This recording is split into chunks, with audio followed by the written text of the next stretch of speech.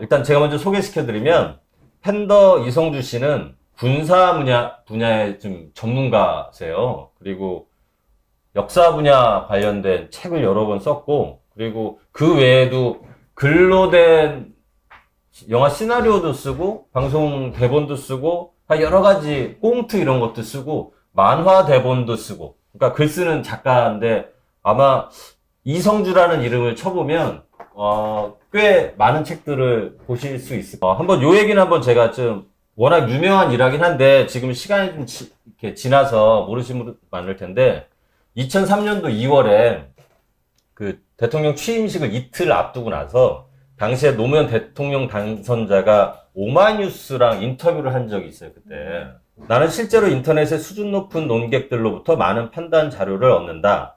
정말 놀라운 식견도 있고 오마이뉴스 필자는 아니지만 팬더라는 사람이 쓴 군사 또는 무기 체계 등에 대한 보고서는 굉장히 수준 높은 것이어서 자주 보고 실제 지난 경선 때 F-15기의 구입에 있어서 정치적 고려를 할 수도 있느냐고 했을 때 다른 후보들은 다 안 된다고 했는데 나는 할 수도 있다고 대답했다.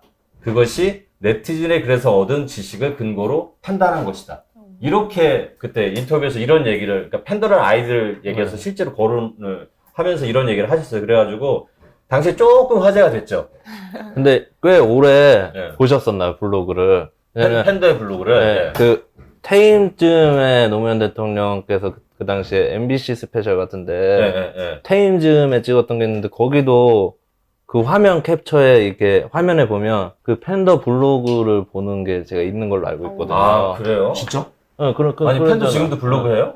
그 당시에 됐어요. 그 당시에 그거 다 그러니까 없앴어요. 꽤 오랜 기간 보셨던 거 아닐까 싶기도 하네요. 아, 본인은 처음 들었어요? 네, 처음 들었어요. 그렇게 알고 있거든요. 그리고 지금은 혹시 여러분 아마 유튜브 이렇게 군사 분야에 관심이 좀 많으신 분들 중에 유튜브 이렇게 좀 관심 있게 보시는 분들은 건들건들이라는 그 유튜브 사이트가 있어요. 그게 여기서 건들건들이라는 거는 몸을 건들건들 이런 부사가 아니고 총 있잖아요. 총, 건들건들. 총에 관련된 그런 그 유튜브 지금 그 제작하고 있는데 한번 보시면 조회수도 꽤 많이 나와요. 구독자도 한 네. 13만 정도. 네, 구독자도 한 13만 정도 되고 재밌습니다. 게다가 조회수도 보면은 많이 나온 거 100만 뷰 넘고 막 그러던데 그래, 어떻게 하다 보니 그렇게 지금 됐습니다. 그런 분이 지금 평균 조회수 많이 훌쩍 넘기 시작하려는 시사인사에 지금 출연하고 계십니다. 에이, 시사에는 저력이 있잖아요.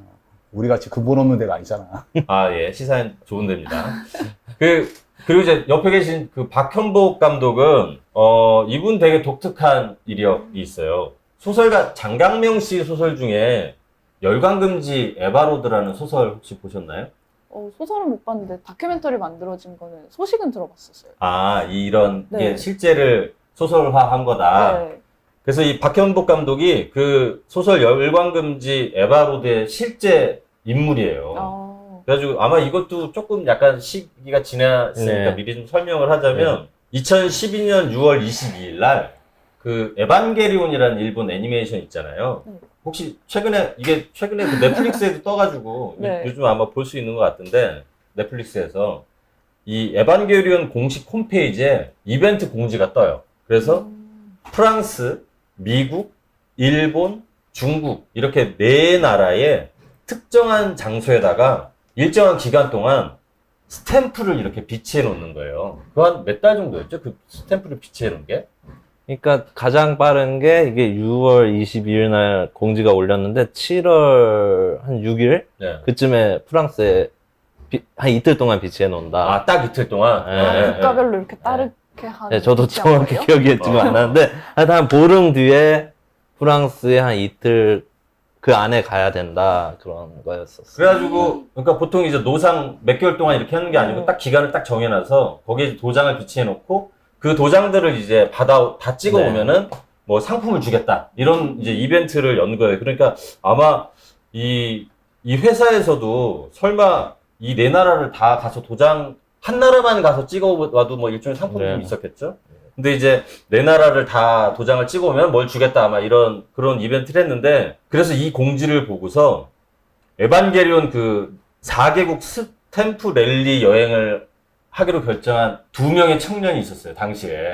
그래서 지금 이제 여기 박현복 그분 중 한 감독하고 분이시군요. 이종호 씨라고 있었거든요. 그래가지고 이분들이 오로지 그 에반게리온 도장을 찍기 위해서 그 네 나라를 찾아가요.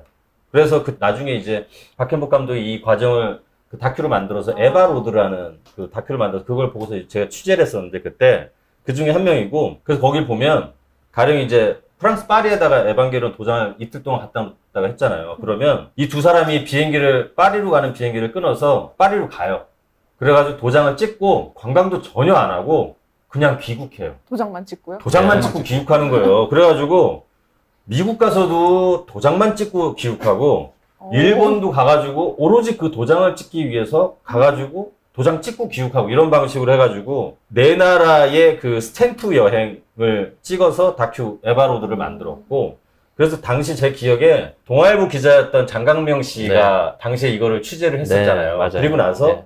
장강민 씨가 아마 좀 약간 20대 청년이 뭔가 자기가 이렇게 하고 싶은 것, 좋아하는 것을 찾아 나서는 것에 감명을 받았는지 이 소설을 쓴 거예요. 열강금지 에바로드라는 소설을. 그래서 지금 박현복 씨는 에바로드의 주인공. 지금 이제 당시에 이제 에바로드를 다큐로 이제 좀 촬영했고 이번에는 잃어버린 총을 찾아서 이 프로젝트를 영상으로 담는 지금 그런 네. 일로 지금 결합해 있습니다. 소개는 이제 좀 약간 길지만 이제 그래도 이 내용을 좀 약간 이해하는 네. 도움이 될 것 같아서 소개를 먼저 했고요.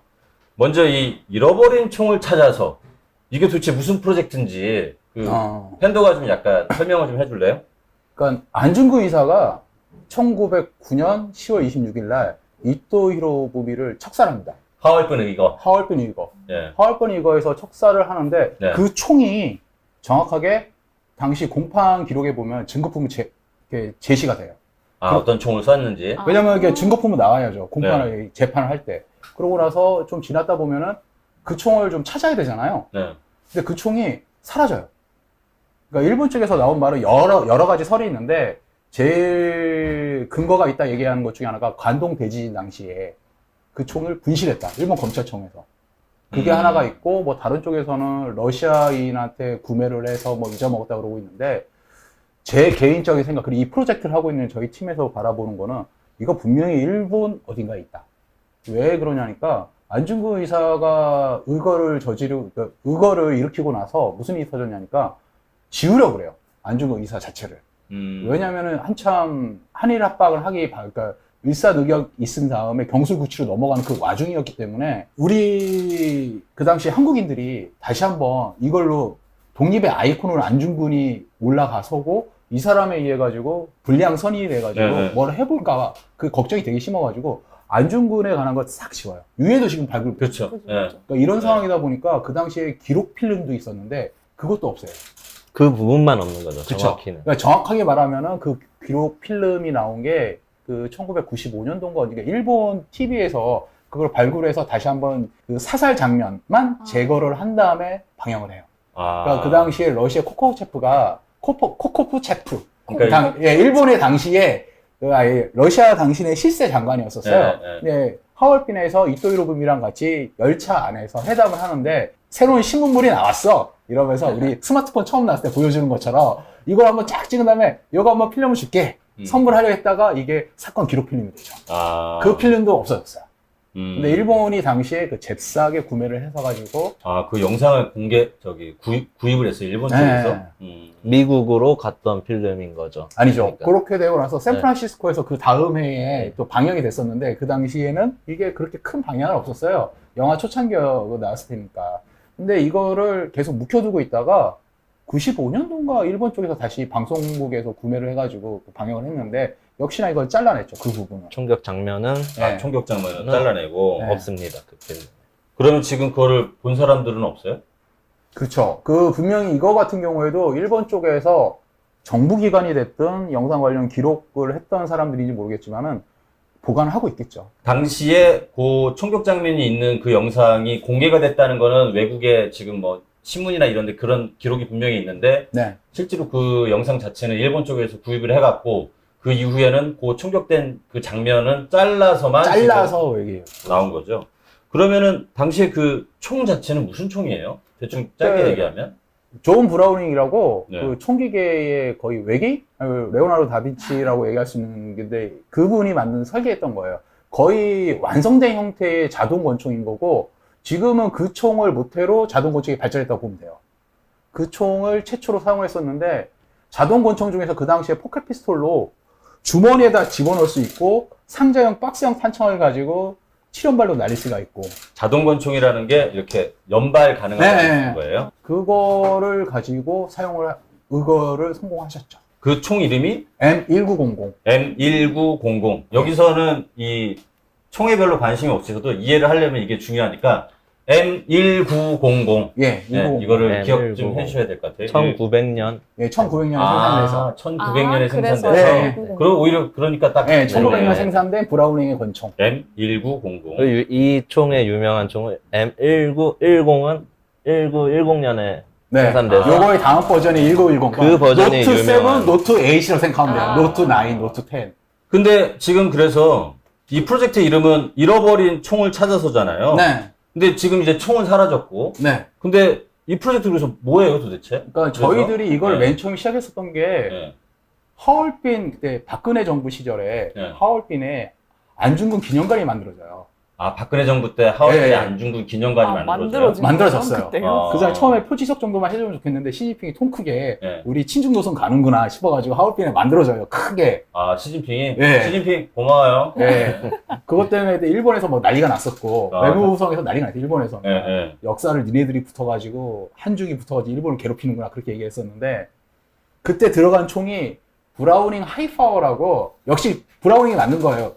그 사람의 기초 설계를 그 FN에서 만든 건데 여하튼 FN이라는 회사, 예. 신규 회사. 예, FN사 벨기에에서- 벨기에에서 있는 FN 네. 회사였는데 정확한 명칭은 1935죠. 1935년에 만들어졌다고 해서 브라우닝 하이파워라고 불리기도 하고 M1935라고 불리기도 해요. 이 총이 들어가 있는 거 보고는 뭐 좀 이상하다. 우리가 알고 있는 M1900인데 근데 중국은 원래 총기 규제가 굉장히 까다로운 민간에 풀리는 걸 까다롭게 생각하니까 중국 공안들이 막았겠구나. 이게 처음에 넘었는데 그것 때문에 저희가 다른 데를 알아봤어요. 국내는 있겠지. 하얼빈 안중근 기념관은 그 팬더하고 혼자 갔어요, 그냥? 아니에요. 사진만 봤어요. 아, 사진만? 네. 네, 그걸 네. 보고 나서 이거 좀 이상해 그래가지고 독립기념관도 가보고 안중근 기념관도 가보고 전쟁기념관도 가보고 서울에도 안중근 기념관이 있죠. 있죠.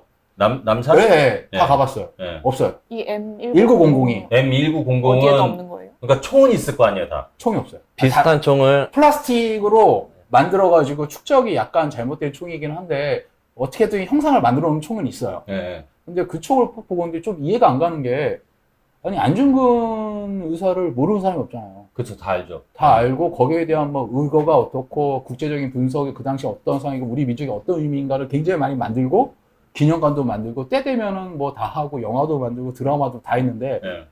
아무것도 없는 거예요. 그 총에 대해서. 음. 더 놀라운 사실은 뭐냐니까 이걸 가지고 북한도 영화를 만들고 한국도 영화를 만들고 심지어 그 장부가 부른 뮤지컬도 나오잖아요. 예, 예. 다 나오고 봤는데 거기에 등장한 소품인 권총이 다 잘못된 거예요. 저희가 깜짝 놀랐었던 게 안중근 의사가 남북한이 동시에 공통적으로 이렇게 추앙을 하는 몇 안 되는 독립운동가예요. 예, 예. 그래서 북한에서도 진짜 공력을 들여가지고 안중근 이등방문을 쏘다라는 예. 정말 대장 영화를 만들어요. 안중근 이등방문을 쏘다. 네, 이제 이토로 히로부미가 이등방문이니까. 예, 예, 예. 대작 영화를 만들었는데 거기서도 심지어 리볼버가 등장하는 거예요. 다른 총. 예, 그러니까 네. 돌아가는 육혈포, 그 서부 단창이 영화에서 이렇게. 보는 아, 이렇게 아. 왜 그 러시안 룰렛 하면 예, 이렇게 예, 돌아가는 거. 그런 예. 걸 쓰니까 얘네들 뭐지? 라는 생각이 들면서 다 뒤져봤는데 없는 거예요. 그래서 만들어보자 우리가 만들어보자라고 시작을 해봤는데 그래서 안중근 기념관에다가 작년 4월에 2018년도 4월에 저희가 찾아갔어요. 이러이러해서 우리가 만들겠다. 받을래? 기증 받을래라고. 여기서 안중근 기념관이라 하면 남산에 있는. 남산에 있는 저희가 예. 그때 얘기했었던 게 하얼빈 기념관에도 한 자루 갖다 드리고 네. 갖다 주고 근데 중국 쪽에서는 그 당시가 사드 사태가 한참 터져가지고 좀 힘들 거다. 이게 사안이 좀 다시 화기애애한 분위기가 되면은 총을 들고 가면 오케이 되겠지만은 지금은 사드 사태 때문에 굉장히 좀 경색 국면이다. 그리고 그 당시에는 안중근 기념관을 부시는 상태였었어요. 그걸 지금 하얼빈 역사가 개축되면서 다시 크게 만들기 위해서 이런 상황이 아니었다. 우리는 만들어서 일단은 안중근 기념관, 남산에 있는, 국내에 있는 거 하나 기증을 하자라는 쪽으로 가닥을 잡았죠. 그런데 안중근 기념관 쪽에서 기증은 받겠는데 올해보다는 내년이 2019년도가 의거 110주년, 예. 의거 110주년에 3.1운동 뭐 다 이런 게 딱 맞아떨어지는 해이다. 이때 하면 좀 더 의미가 있지 않겠냐. 그래서 저희가 시간을 1년을 벌었죠. 그래서 지금 이제 어쨌든 중국 기념관에 있는 그 총도 그 총이 아니고 네. 한국의 기념관이나 독립운동 관련된 기념관이나 전쟁박물관을 가도 그 총이 없고 전쟁박물관에는 요거를 북한에서 복제한 64식이 있는 걸로 알고 있어요. 복제품이 있어요. 아 복제품이 북한 거. 북한 거라 하면 북한에서 만들었어요.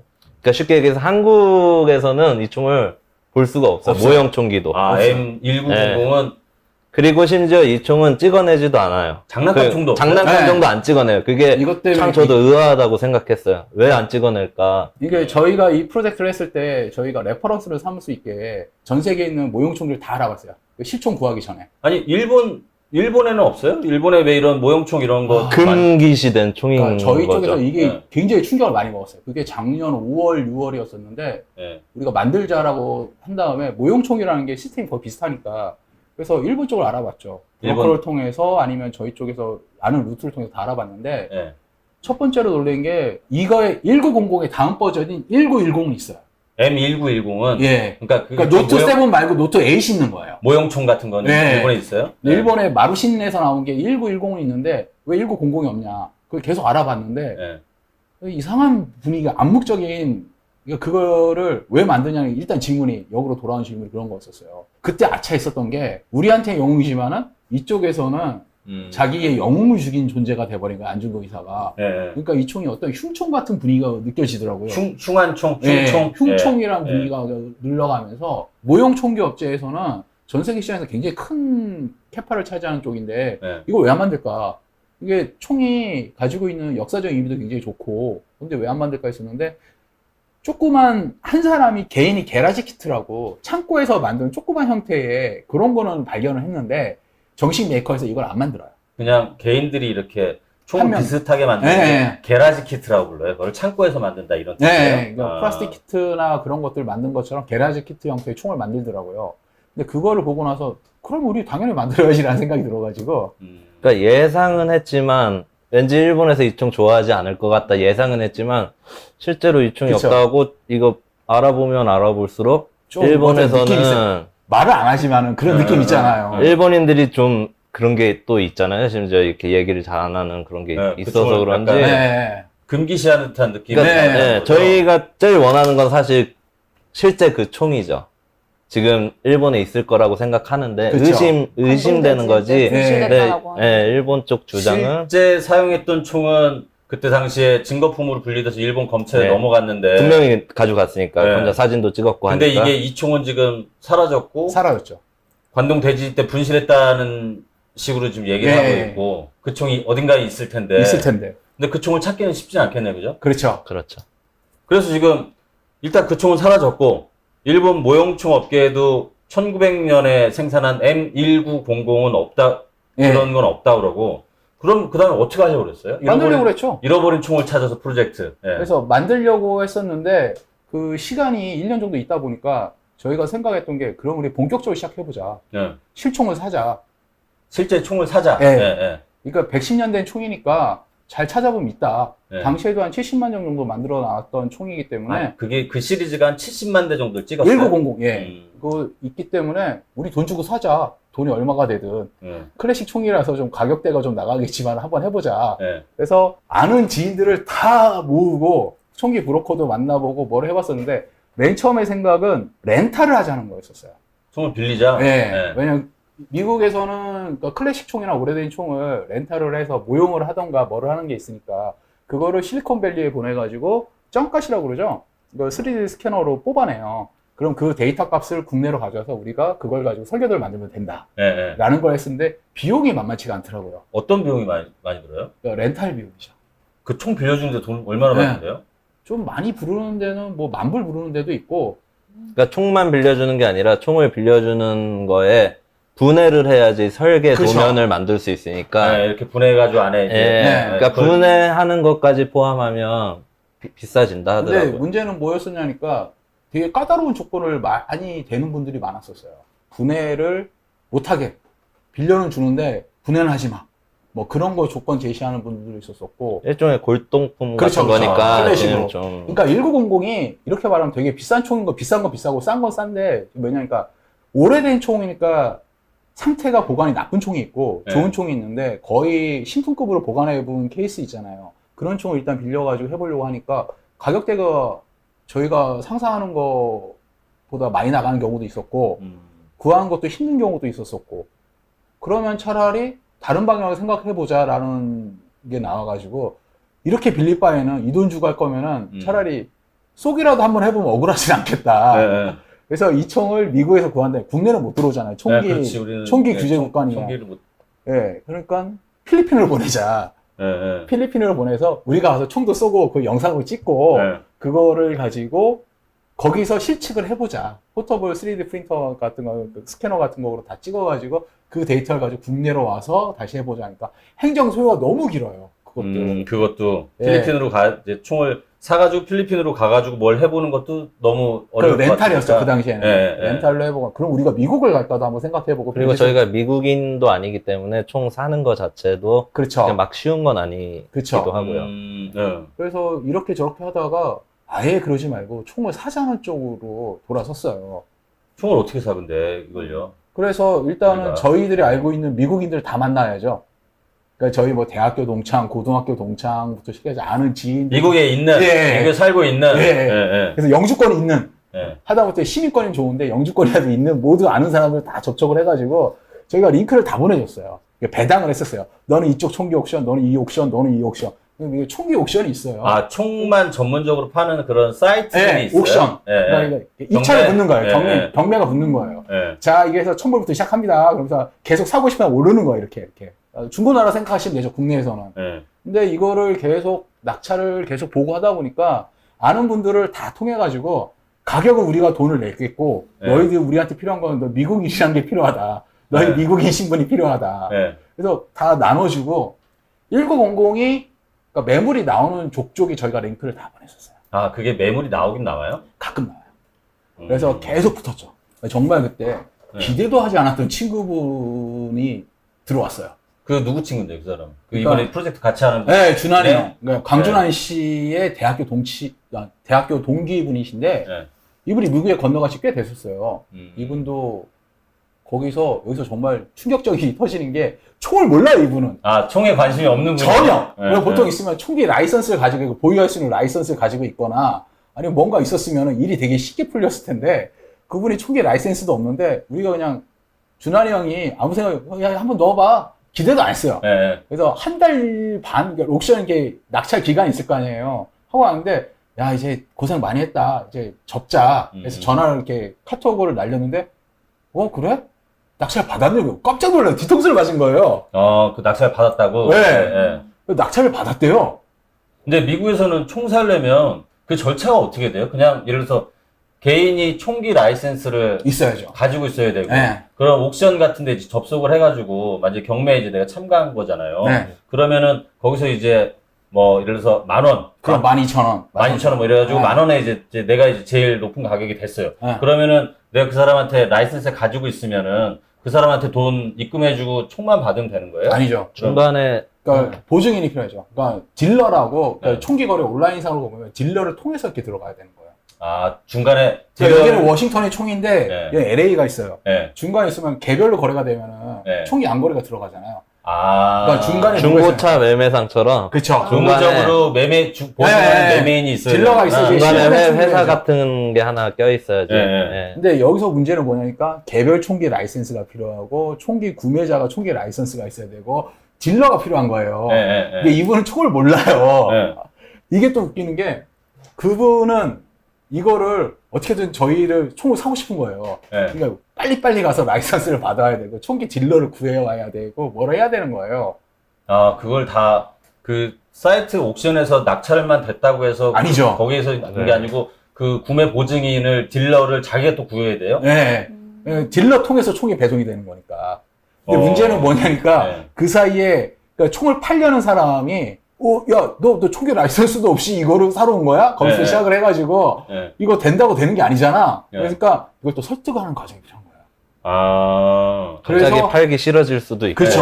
예. 그러니까 이 형님하고 그때 메일을 보냈었던 게 그런 거였어요. 이 총이 대한민국이 어떤 의미고 어떤 의미고 어떤 의미인데 우리가 그런 의지를 가지고 이걸 하는 거다.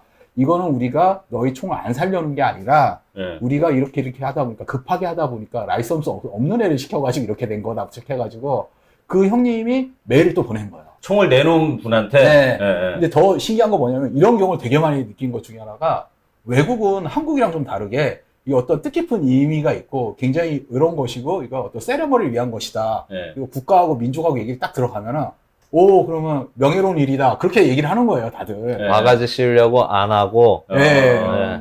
그래서 그러냐? 그럼 너희가 말하는 한 달을 기다려주겠다. 홀드해주겠다. 기다리겠다. 예. 네, 그 사이에 딜러구하고 총기 라이선스 따고 뭐하고. 아, 그걸 다 했어요, 그래서? 네. 그래서 산 거예요? 네, 그래서 그 총이 노스캐롤라이저 그린즈버러까지 왔어요.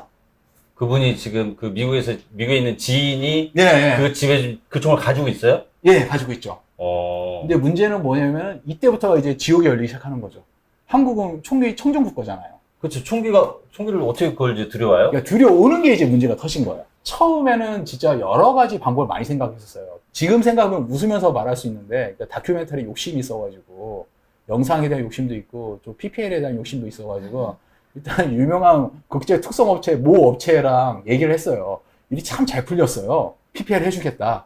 협찬도 해주고, 배송도 우리가 알아서 다 해주겠다. 이게 실총을 국내에 다 전시하기 어렵잖아요. 실총을 전시할 수 있는 데는 전쟁기념관 정도가 다이기 때문에. 그것도 그렇고, 그리고 일단 뭐 항공이나 어쨌든 그런 배송으로 총을 들여온다는 거는 그거 밀수 말고는 사실 네, 생각할 수가 없잖아요. 한국인들의 머리에서는 머리는 없죠. 그게 네, 배운 적도 없고. 네. 그러니까 국제적으로 보고 나면 이렇게 하니까 그 업체랑 얘기를 하니까 협찬도 가능하고 배송도 그렇게 해주겠다. 이게 국내로 딱 들어가면 인천 물류센터에 딱 들어가죠, 비행기에서. 네. 그러면은 이게 총기 유물이나 총 네. 이런 케이스 같은 경우는 경찰 입회에 에스코트 해가지고 들여보내가지고 들어가겠다라고 전쟁기념관하고 얘기가 끝났었어요. 아, 전쟁기념관하고 먼저 얘기를 했어요? 네. 그러니까 이렇게 국내에 이제 지금 총을 들여오려면 일단 어디랑 협의를 해야 되는 거예요? 이것도 가장 첫 번째는 경찰이죠. 경찰이죠. 네. 그러니까 경찰에서 뭐냐면은 경찰청장 이게 합법적인 루트예요. 네. 네. 합법적으로 이렇게 들어온 게 뭐냐니까 이 총이 사격 선수를 하던 거나 아니면 사냥꾼, 네. 엽사, 네. 아니면은 특수시청에 총이 필요할 때가 있잖아요. 네. 군경을 제외하고. 네. 이런 경우에는 경찰청장의 수입필증이 필요해요. 아, 수입필증? 네. 네. 경찰청장이 이러이러니까 이 사유에 의해가지고 이건 들여와도 된다. 네. 왜냐면 아니면 민간 사격장 전부 다 실총 사격장이 있잖아요. 아, 그렇죠. 그분도 총이 소모되는 경우에는 그런 루트로 들어오거든요. 네. 네. 그 번호를 받으면은 미국에서 통관해서 들어오면은 국내에서 그냥 총을 들면 세관에 바로 잡히죠. 그렇죠. 네. 네. 예, 거기서 잡은 다음에 그러니까 아닌 경우 수입필증을 받아서 이거는 경찰청에 이러이러해서 허가를 받은 총이다라고 네. 했는데 딱 정해져 있어요.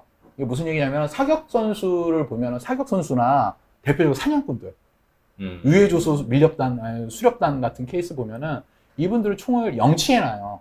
사격 선수는 사격장에 영치를 해놔요. 네. 일몰 그러니까 6시 이후에 이 총을 들고 나갈 수가 없어요. 네. 사격장 안에서만 쏘고 요거를 이렇게 자기가 자기 총을 자기 돈으로 샀음에도 불구하고 영치는 그쪽에서 해요. 사격장 안에서. 네. 그리고 엽사들, 사냥꾼들은 경찰서에 경찰서에다 맡겨 영치를 놓잖아요. 하죠. 네. 필요할 때만 빼오고 수렵 기간에만. 옛날엔 파출소에 많이 하고 네. 그랬었던 거예요. 네. 이런 케이스였는데 우리 같은 경우에는 요거를 저희가 가질 수가 없잖아요. 전쟁 기념관에 유물로 기증을 한다. 하고 얘기를 해서 경찰한테 이제 그러면 이제 수입필증을 얻으려고 했었었죠. 네. 네. 근데 이 부분에서 저희가 배송업체를 모 업체랑 이렇게 하게 되니까 수입필증을 따로 받아가지고 요걸 들어오는 방향을 생각했었었죠. 근데 큰 문제가 몇 번 터졌었어요. 한국이 가운데 있는데 미중 무역 분쟁이 터지는 거예요. 미중 무역 분쟁이 터지면서 그러니까 글로벌한 배송 무역 업체다 전쟁에- 보니까 네. 그런 정치적인 이슈에 걸려드는 거죠. 아무래도 몸살이게 되다 보니까 한국에서는 한국 그 지사에서는 오케이 하고 네, 싶다. 했는데 네. 네. 아니, 본사에 올라갔는데 이게 원래 네. 그러니까 거기가 한국 지사가 있었었는데 네. 한국 지사에서는 모든 마케팅 관련은 본사의 지시를 받는 거야. 그런데 미중 무역 분쟁이 터지면서 모든 마케팅 올스톱이 된 거야. 아, 그래서 그래서 일단은 PPL은 빠져나갔어요. 협찬. 협찬은 빠져나갔는데 네. 그래도 배송을 해주겠거니 했었는데 이쪽에 하다 보니까 지사에서 2015년도에 규정이 바뀌었다. 못 해주겠다 그러는 거예요. 완전히 멘탈 붕괴, 규정이라는 거는 사규.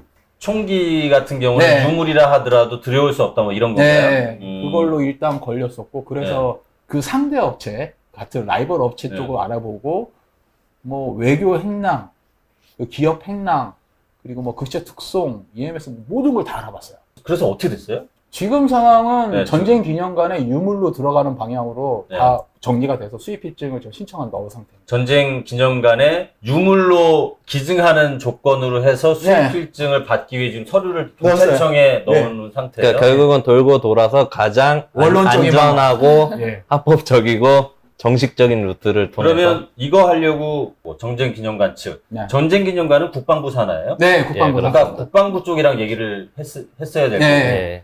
경찰청하고도 얘기를 하고 네. 지금 이제 어쨌든 지금 상태는 두 군데의 관 쪽하고 얘기를 네. 했을 텐데 두 군데 반응은 뭐래요? 좀 약간 약간 난데없다고 생각하지는 않았어요. 그러니까 저희가 네. 깜짝 놀란 것 중에 하나 이런 시도가 거의 없었대요. 민간인이 총을 사들여 와서 기증을 하려는. 아니, 그렇지. 한국에 이렇게 총을 이렇게 들여올 수 있는 나라가 아니니까. 예. 예, 일단 그 유물이란 것도 많이 하고 저희가 이번에 느낀 것 중에 하나가 예, 의외로 이런 걸 좋아하시는 분들이 꽤 있다는 걸 알았어요. 그 경찰청이나 국방부 안에서 그러니까 예. 예, 서류를 맞춰가지고 정식대로 하면은 선선하게 예. 다 하는 거였었는데 저희가 편법을 좀 쏠려고 했었던 것 중에 하나가 사격선수 쪽으로 쿼터 받는 부분도 있고 사격선수도 구해왔어요. 너 네. 이번에 총 필요하지? 이러면서 32구경이니까 우기면 될 거야 라는 것도 한번 해봤었고 사격장에서는 민간 실탄 사격장은 총을 쏘잖아요. 그럼 네. 1년마다 소모되는 게 있는데 그걸 보충할 수 있는 쿼터가 있거든요. 그 쿼터에 이 총을 밀어넣을 적도 해볼 적도 있었는데 결국은 돌고 돌아서 했었던 게 이렇게 됐었죠.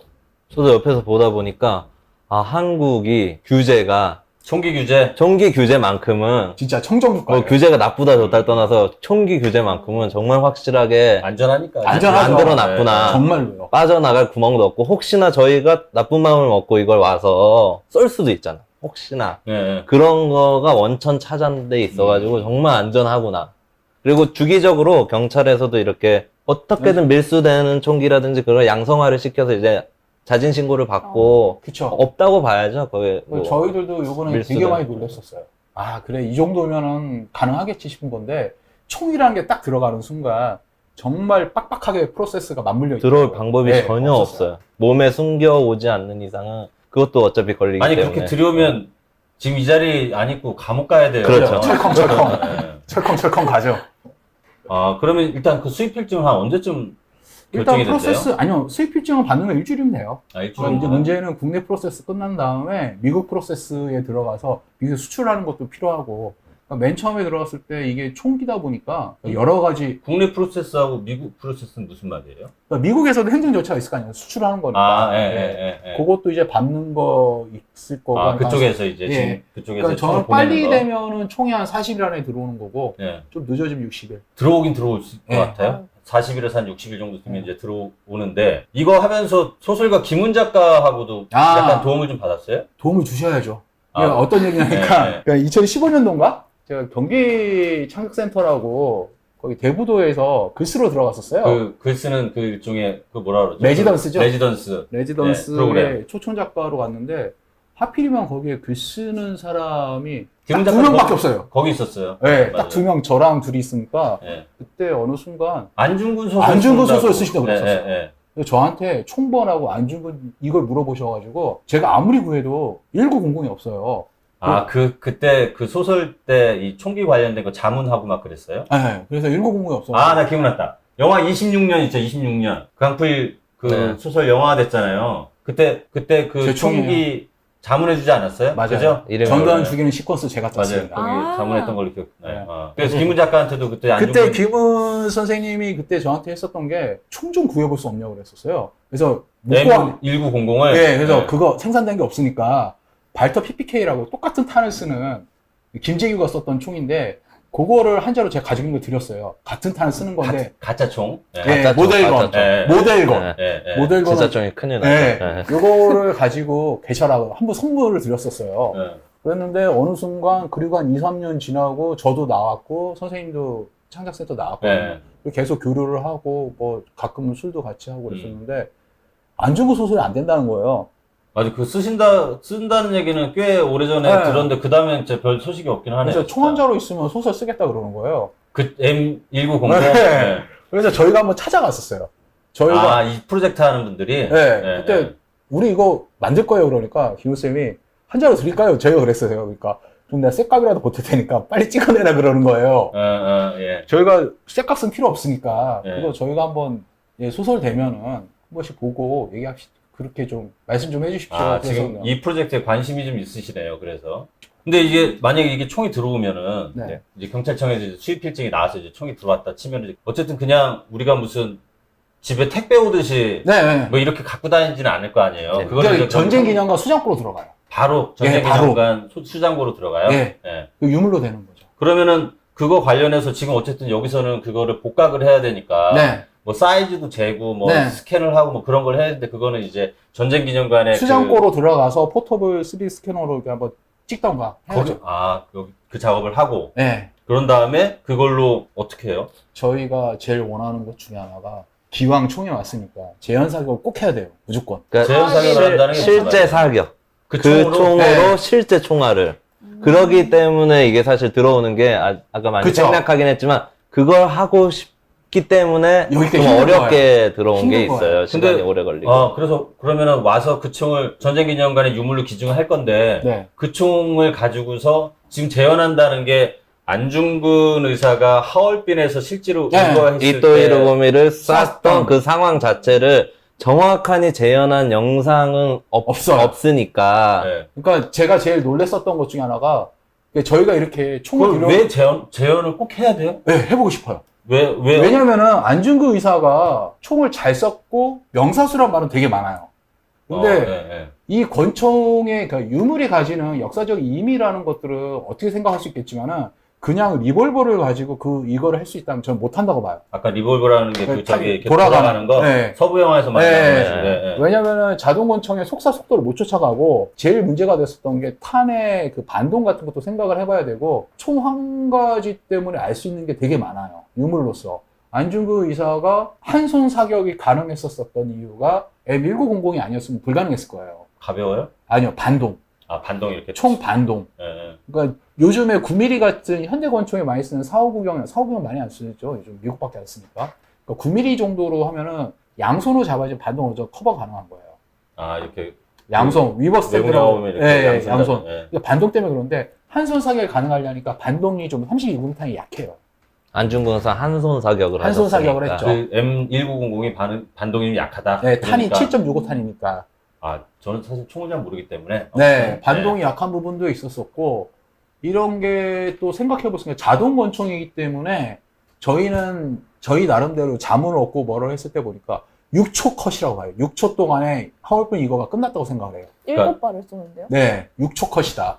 6초 컷이라는 게 6초 동안 7발을 쐈다. 근데 실제 사격 속도는 2초 내지 3초라고 봐요. 중간에 쉬는 시간도 두 있었었고 번 그 있었기 6초 때문에. 안에 쉬는 시간도 있었고 그게 다 문헌에 다 나와 있나요? 네, 그 공판 기록이나 일본 당시 검찰이 그걸 네. 다 아. 조사를 했던 거니까 그러니까 저희들도 역사 전문가들이나 사격 선수들하고 그리고 경호 전문가들하고 다 확인을 해봤었어요. 재현 시간을 하고 이게 니네가 가능하냐? 그러니까 그렇게- 말로 설명으로서만 네. 물어봤는데 네. 쉽지 않겠는데 라는 반응들이 많이 있으니까 그렇죠.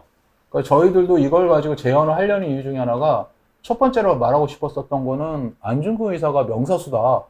근데 실제로 그게 가능한가? 얼마나 네, 힘든 걸 했었느냐? 네. 근데 그게 왜냐면은 안중근 의사가 목숨을 걸었기에 그 사격이 가능했다고 봐요. 히트맨 소위 말해가지고 누구를 저격한다 그러면 자기의 안전을 생각하면은 가지수가 되게 줄어들어요. 제약사항이 많아요. 나도 살고 쟤를 죽여야 되는 거니까. 내 목숨을 거는 순간 방법의 가지수는 되게 많이 늘어나죠. 네. 그래서 이토 히로부미 7m 앞까지 갔어요. 7.25m 거리에서 사격을 했거든요. 아 7m면 가깝네. 그러니까 경호 전문가라든지 현대에서는 있을 수 없는 절대 있을 일이었던 수 거예요. 없는 왜냐면은 현대는 그치. 한 발을 첫 탄이 발사되는 순간 경호원들이 그냥 이렇게 막 몸을 몸으로 놔요. 보호하죠. 네. 근데 한 방으로는 안 죽을 수가 있었고 실제로 안 죽었어요. 그 이토 히로부미 이후에 쏜 그 옆에 그러니까 뒤에 보자 수행원 3명은 수행원들은 빵빵빵 3방을 쐈는데 발목에도 맞고 여기도 맞고 네. 이랬는데 이토 히로부미한테 정확하게 이토 히로부미 4발을 쐈는데 3발이 맞았어요. 근데 근데 이것도 공판 되게- 기록을 통해서 이제 그거 네. 확인한 거예요. 공판 기록을 보면은 이제 부검을 했으니까. 부검도 네. 하고 그러니까 그 고야바라고 당시 주치의가 그거를 소견서를 다 써요. 소견서를 다 쓰고 이토 히로부미가 오른쪽 어깨에 1, 2 상박에 2방을 맞고 몸을 돌아오 서는 순간 배야 상복부에 한 발을 맞아요. 그런 자료는 다 어디서 다 있어요. 공판 기록. 예. 다 나와 있어요. 네. 그래서 그 재현을 어디서 하려고요? 지금은 군부대죠. 군부대 사격장 협조를 지금 들어가고 있는 상태입니다. 지금 그래서 군부대 그거를 사격을 이렇게 네. 해보겠다 해서 협조를 지금 네. 공문을 보내놓은 상태예요. 그건 전쟁기념관이 이제 힘을 써줘야죠. 그건 또 전쟁 기념관에서 어쨌든 내용을 알고 있으니까. 그러니까 그나마 잘 진행되고 있어서 저희가 여기 앉아 있을 앉아 있는 거죠. 지- 안 저희 지금 그래서 미국 지금 가 있었어요. 미국에 있을 수 있는 시간이거든요. 원래대로면 미국 가 있었을 거예요. 가서 쏘자. 어차피 지금 네. 총은 미국에 네. 있으니까. 미국에서 쏘는 건 쏘고 문제가 들어오자. 없는데 네. 한국에서 쏠라니까 문제가 되고 근데 기왕이면 안중근 의사 총인데 한국 사람이 해야 하얼빈에서 쏘면 정말 좋겠지만 그건 불가능하니 어. 이렇게 팠는데 우리가 이렇게 재현하는데 빈부석이 이렇게 아 많아요. 진짜 알면 알수록 네. 이게 대단한 시간이었더라고요. 그렇죠. 그 당시의 시간이 동선이라든지 안중근 의사가 이토 히로부미를 쏘기 전에 하얼빈역에 도착해서부터 네. 쏘기까지의 동선이라든지 그게 동선이 다 예정되지 않았던 그쵸. 거고 이토 히로부미 얼굴도 모르고 간 상태에서 동선도 모르는 상태에서 그 근접해서 그 짧은 시간에 빵빵빵 빵. 네 방, 세 방. 굉장히 쉽지 않은 일이고 명사수구나. 저도 총을 잘 모르고 네. 시작했는데 박현북 감독님은 총기 매니아는 아니잖아요. 에반게리온 매니아지. 네, 어떻게 보면 이런 좀 시국에 근데 이 프로젝트는 어떻게 합류하게 됐어요? 이것도 총기 매니아들의 이야기이다 보니까 아, 총을 엄청 좋아하는 새 어른들 아저씨들이 40대 아저씨. 40대 아저씨들이 네.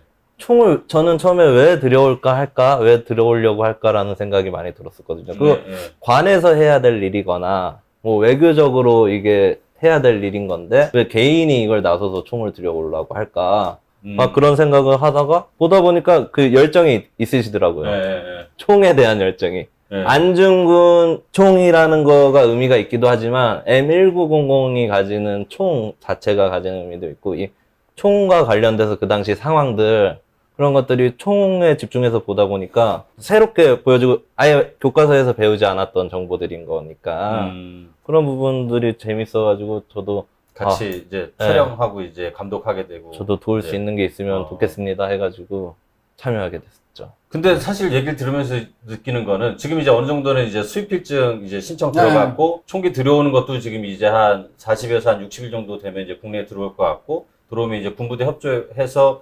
재현하고 그다음에 이제 그런 다음에는 이제 그거 총은 아까 그 불용화 처리라고 했나? 그래서 네, 이제 구멍 뚫죠. 구멍 뚫어서 이제 전쟁 그 수장고에 전쟁- 있고 이제 수장고에. 일반인들한테 공개가 되면서 네. 안중근 의사가 썼던 총인데 전시가 양쪽에 다 돼. 아 이제 그러면 복각한 거를 이제 전시가 이제 아니죠. 되는 거죠? 하나는 전쟁 기념관에는 실제. 실총.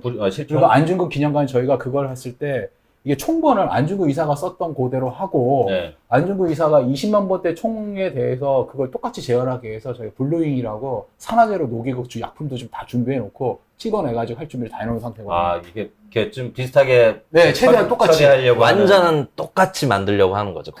자기 돈 들여서 이걸 왜 하는 거예요? 이런 얘기 할 때마다 이런 얘기 들을 때마다 제가 무슨 반응을 할지 아니 모르겠어요. 예전에 여기 에바로드 그때도 물어보긴 했었는데 네. 그때도 에바로드 이걸 왜 도장 찍으러 4개국을 관광도 안 하고 왜 하는 거 이런 얘기 그때도 네. 했는데 일단 뭐 이거 왜 하는 거예요? 일종의 복각 로드인데 이거 재밌잖아요. 일단 제가 이 마음을 잘 아니까 예. 제가 찍어야겠다 생각이 예. 들더라고. 아, 일단- 별 이유가 없는 거죠. 네, 따지고 그러니까 보면. 저도 이 얘기를 되게 많이 듣는데 일단 재밌어서 예. 일단 재밌고 그 다음에는 아무도 안 한다는 것도 그것도 흥미로웠었지만은 제일 문제가 되니까 하다 보면서 느끼는 게 아 이건 좀 알려야겠다라는 게 되게 많았었어요.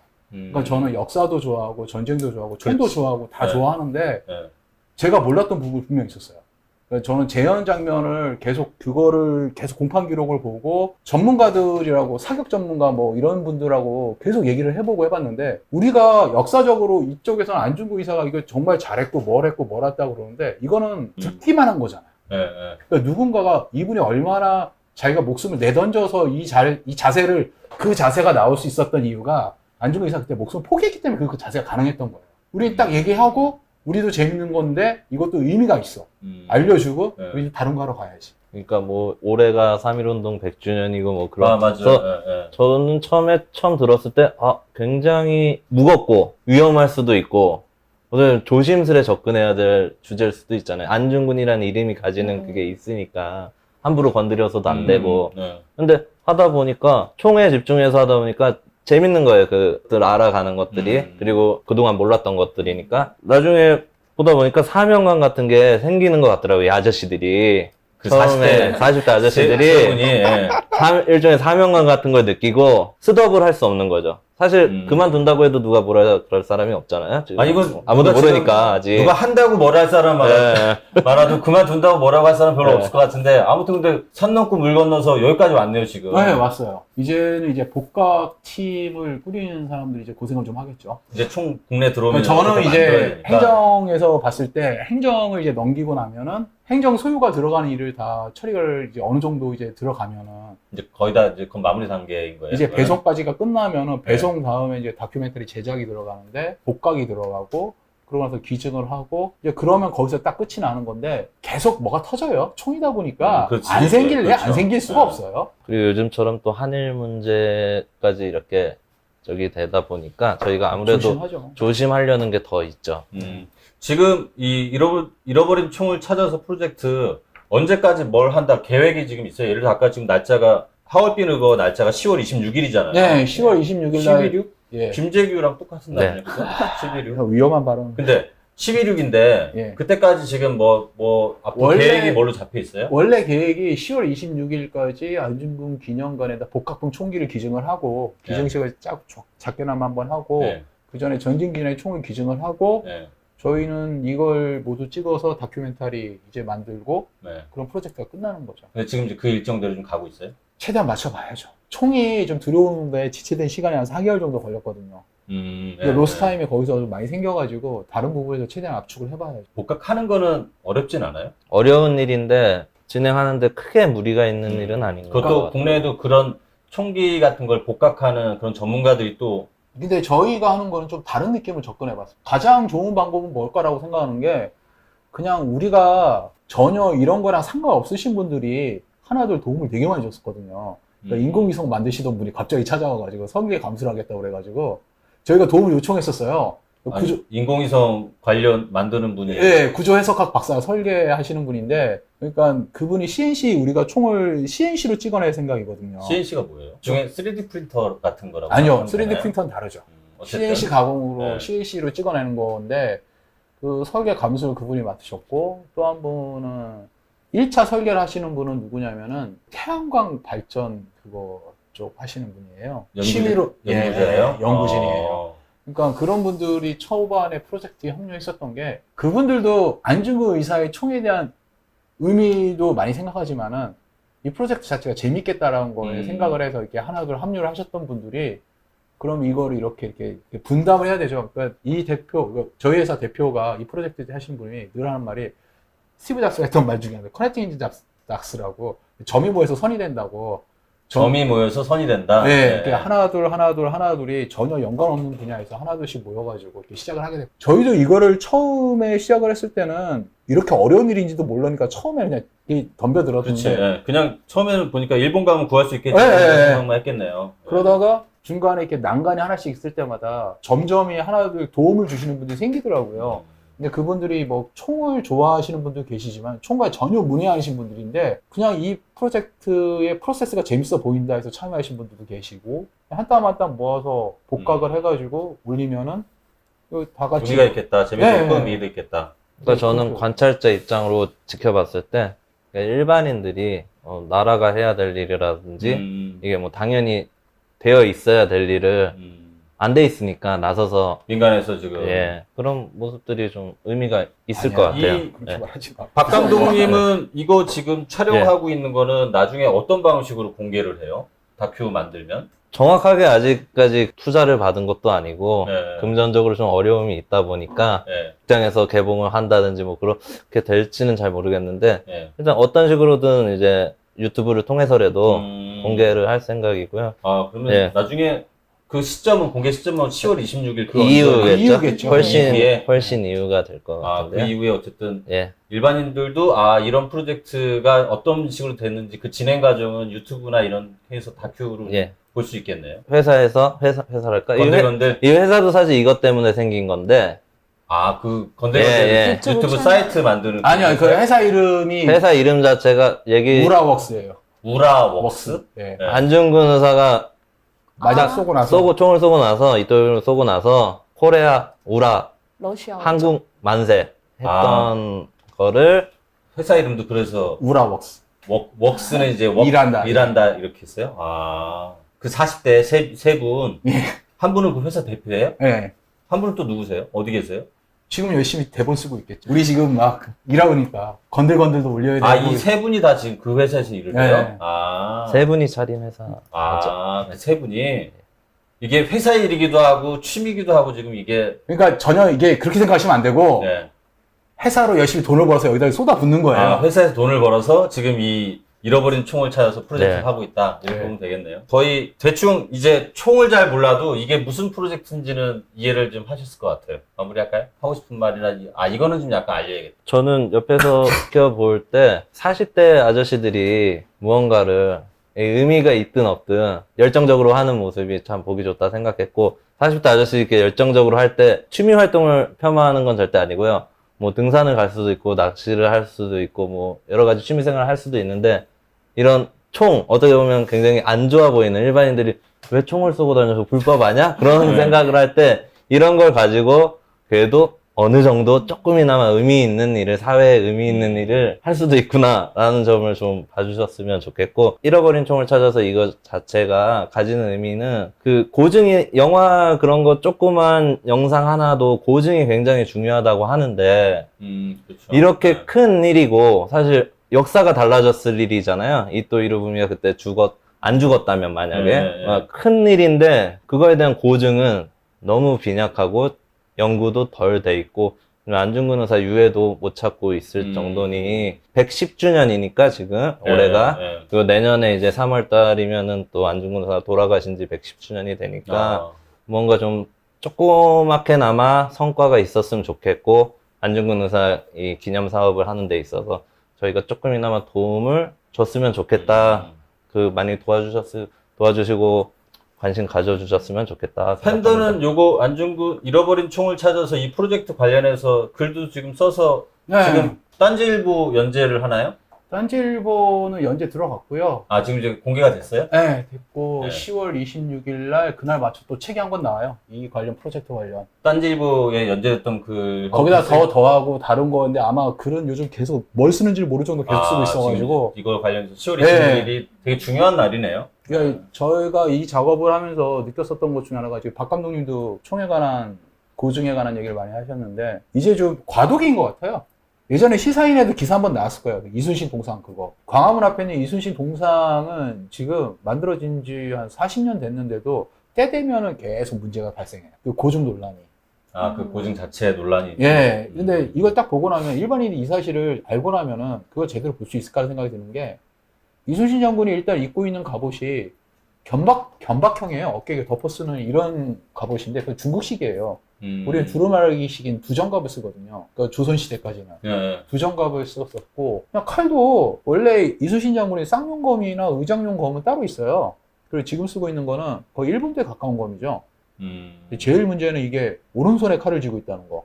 차고 있는 방향. 그러니까 들고 있는 거죠. 들고 있는 게 방향. 오른손에 들고 있다는 건데, 이거는 항복한 장수가 자기가 싸우지 않겠다는 걸 선언하는 거거든요. 왼손에 들고 있으면 뽑을 수 있는 거잖아요. 아, 오른손에 그런 들고- 의미가 네. 아, 있어요? 이렇게 거꾸로 칼- 이렇게 들고 있죠. 네, 오른손에 들고 이렇게. 있잖아요. 예. 이게 뭐겠어요? 아, 그런 의미를 담고 있어요? 네, 그래서 그런 간단히 보통? 말해가지고 안중근 의사 이 총에도 전 이 얘기를 많이 하거든요. 이순신 장군 동상 얘기를. 이게 지금 논란이 되고 있는데 이게 너무 상징성이 크기 때문에 이순신 장군의 동상을 뭐라 못하는 거죠. 때만 되면은 이거를 다시 다른 식으로 바꾸자, 아니면 이건 안 되겠다. 뭐 김세중 교수 이거 자꾸 하신 분이시면은. 한번 사실 만들고 나면 그거를 다시 어떻게 하기는 쉽진 않죠. 예. 네, 그런데 이런 게 유물로서 가지고 있었던 그 의미를 다시 되새기고 후손들이 얘기를 하고 뭐는데, 전 거기까지 갈 생각은 없는데, 적어도 이런 거 안중근 의사가, 저도 몰랐던 게 너무 많았던 거야. 이 프로젝트 하면서 그랬었던 게, 이분이 대단한, 그러니까 자기의 목숨을 던졌다. 이게 하나 당시 한민족들에게 어떤 시그널을 보냈었다. 일본은 그걸 두려워했다까지만 알고 있었잖아요. 이거 자체에 대해서 이 총이 가지는 의미를 통해서 안중근이라는 인간을 쫓아가 봤어요. 정말 새롭게 안 보이던 게 보이는 거지. 총을 통해서. 네. 근데 이 작업을 해가지고 이거를 한자로 있는 거랑 없는 거랑 생각해봤는데, 한자로 있는 게 없는 것보다 낫잖아요. 국내에. 팟캐스트랑 유튜브 공개하는 그 다음 주가 8.15 광복절인데, 안중근 의사가 썼던 총과 관련돼서, 그리고 그 총을 지금 복각해서 기증하려고 하는 이 잃어버린 총을 찾아서 프로젝트, 이 프로젝트 이야기를 나누면서 어쨌든 일제에 대항해서 독립을 하려고 했던 분들의 이야기나, 그리고 지금 또 요즘처럼 이렇게 한일 관계가 별로 이렇게 안 좋을 때 그런 현재적인 의미, 이런 것들을 좀 생각할 수 있는 프로젝트이기를, 그리고 그런 이야기를 좀 여러분이 좀 한번 좀 생각해 보셨으면 좋겠습니다. 다음 주 8.15인데, 이 잃어버린 총을 찾아서 프로젝트 여러 가지 의미 좀 있고 그러니까 지금 이 얘기를 이제 접하신 분들은 아, 이 프로젝트가 좀 어떻게 좀 진행이 되는지 보니까 10월 26일까지 어떤 방식으로든 여러분들이 접할 수 있는 통로들이 좀 있을 것 같아요. 뭐 딴지일보 글이라든가 아니면 이후에는 이제 다큐 영상으로 좀 볼 수 있을 것 같기도 하고 여러 가지 또 관심 있게 보시면은 찾아보시면은 뭔가 조금씩 진행되는 걸 약간 어떤 방식으로 공개하실 거잖아요. 그죠? 네. 예. 관심 좀 많이 기울여 주시고요. 오늘 시사인싸 104회 마치도록 하겠습니다. 고맙습니다. 감사합니다. 감사합니다.